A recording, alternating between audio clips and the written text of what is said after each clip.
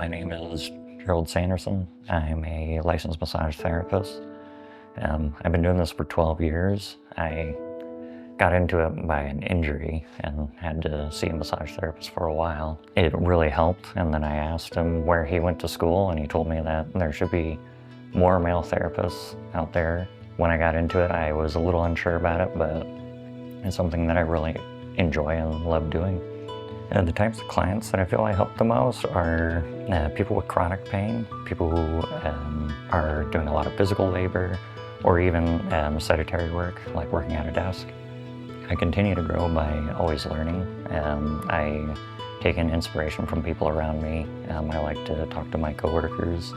I like to learn their techniques as well. If I have a question on like how they do certain techniques, I'll ask them.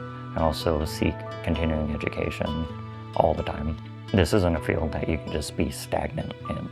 Like, you need to always be learning and always evolving because things change, new studies come out, and it's always valuable to see different studies and learn other people's opinions.